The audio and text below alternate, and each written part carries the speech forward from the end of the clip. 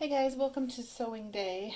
We didn't make it on Sunday, but it's a snow day, so there's no school. So let's just have a sew day. We are going to be talking about my temperature quilt today. So the temperature quilt is a year project where you take the temperatures and each block represents a day of the year. I decided to do the high and the low, and I decided to use flying geese for my blocks because this is a skill I don't have, and I want to learn how to use paper piecing to make nicer blocks. So I thought this would be a good way for me to practice that. I'm using Wilmington Essentials, I believe. And so I have designated the degrees of temperature by the colors: 100s, 90s, 80s, 70s, 60, 50, 40, 30, 20, 10, zeros and below. So I made out my strips from my fat quarters because originally I was going to do the 2x4s and make a throw. But I have decided to downsize it and make a table runner because I have a tendency to always think big and then not get things finished. So I was hoping that maybe if I just did something small that I could quilt on my own, I would actually get this project completed in a somewhat timely fashion for a year project. So I have my quilt planner, and we are on design 12, even though we have not made 12 quilts. We're not going to talk about that. We're going to get to it. This is the year of finishing our projects. So basically, when I get this done, it will be 12 by 62. And then each of these rows will be a month. And then each of these will be the days. And because we have days that are going to be some days will go all the way to the end and some days are only going to go to here, we'll have to figure out how we're going to do that fill-in block. I'm not sure yet.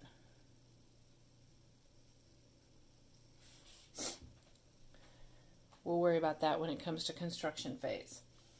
But for now, that's what we're going to do.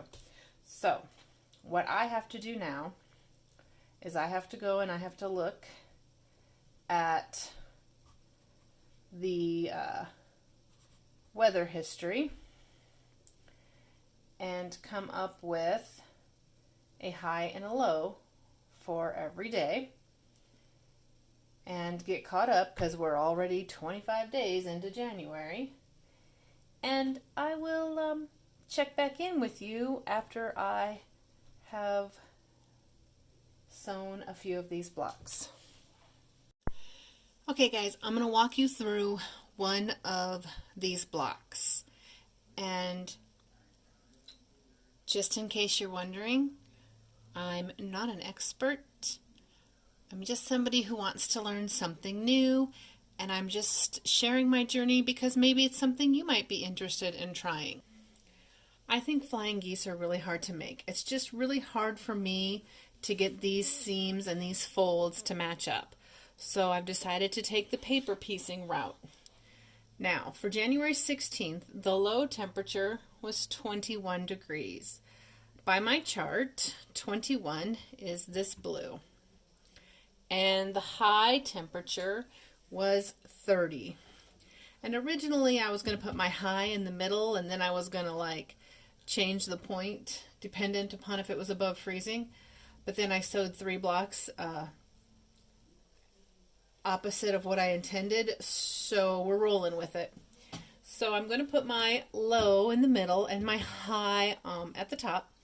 The first thing you do is you take your number 1 fabric and you put it wrong side to your fabric.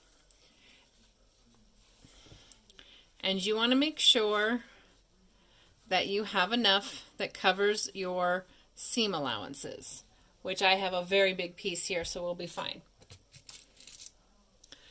And then you're going to pin that so it doesn't move. Okay.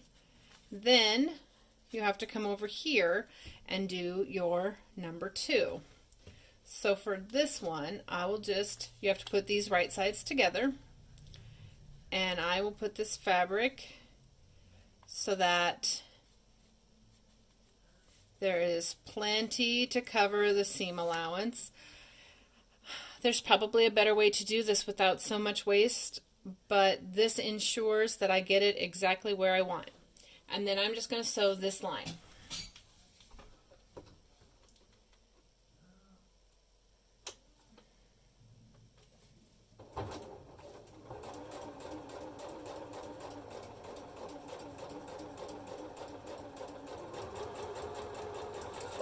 I just sew it off just to make sure. Okay, so then you fold back your paper and you have to cut a 1/4 inch seam allowance.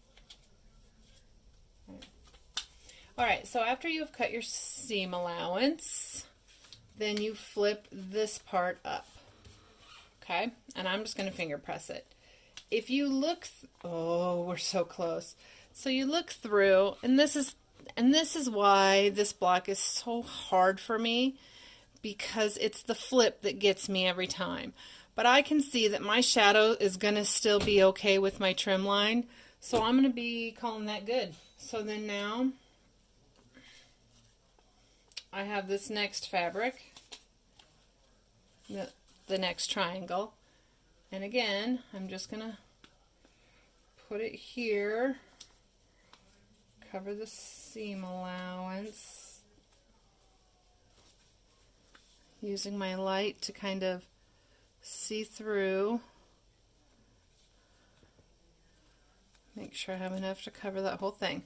I'm going to take my pin out so I don't break my needle, and I'm going to sew that line.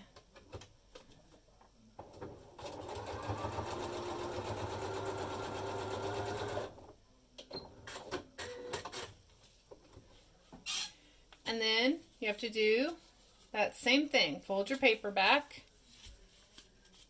And this is probably why I should have stopped, because you have to tear that a little bit to get it away from there.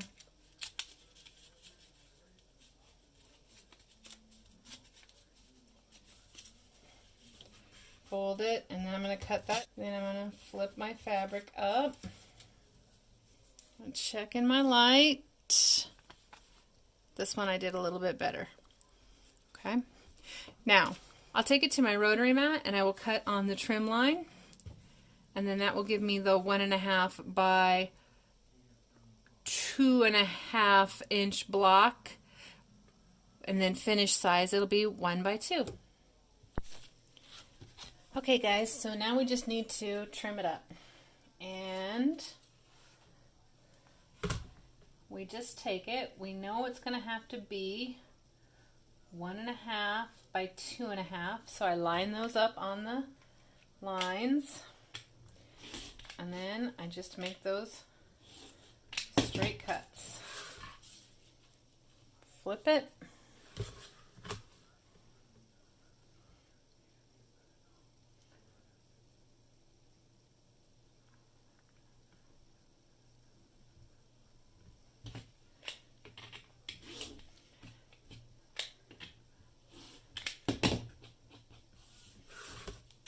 And there we have one flying goose. So here's where I decided to stop for the day, guys. I got 2 weeks done. We're going to have to really put in some work this next weekend if we want to get January done on time. And I hope that you are safe and warm, and that you will come back and sew with me again. Take care.